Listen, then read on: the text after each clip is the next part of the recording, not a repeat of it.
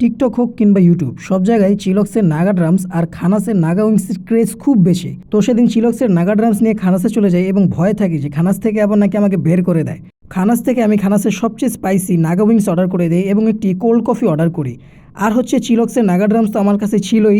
আর চিলক্সের Naga ড্রামসের spice level কতটুকু তা তো আপনাদের বলা লাগবে। চিকেন ড্রামের শিরায় শিরায় একবারে হচ্ছে নাগা মরিচ অথবা ময় মরিচকে ভরে দেয়। আর আমি হচ্ছে মহা স্পাইস লাভার, সো হচ্ছে আমি নাগা ড্রামস দিয়েই ফার্স্টে স্টার্ট করলাম। দেন খানাস থেকে অর্ডার করা নাগা উইংসও আমি বাইটটাও স্টার্ট করলাম। এবং নাগা উইংস সম্পর্কেও নতুন করে বলার কিছু নেই, এটা অলরেডি যথেষ্ট ভাইরাল এবং এটা খানাসের সবচেয়ে স্পাইসি আইটেমের মধ্যে একটা। তবে বলে না মানুষের সুখে থাকলে ভূতে কিলায়, তা আমিও সেম কাজ করলাম। আমি খানাসের নাগা উইংস আর চিলক্সের নাগা ড্রামসকে একসাথে ট্রাই করলাম, দেখলাম যে কোনটার স্পাইস লেভেল বেশি হয়।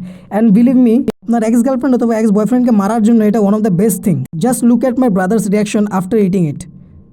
ওরে দেখে মনে হইতেছিল যে আসলে এখন আমাদের সম্পত্তির ভাগটু আমি একাই এখন পুরোটা ভোগ করতে পারবো। মনে হয় না ও এটা খাওয়ার পর বাচ্চা থাকার মতো অবস্থায় থাকবে। অ্যান্ড মেবি আমরাই বাংলাদেশে প্রথম যারা চিলক্সের নাগা ড্রামস প্লাস খানাসের নাগা উইংস একসাথে একই জায়গায় বসে ট্রাই করেছে। So that's it for today, tata.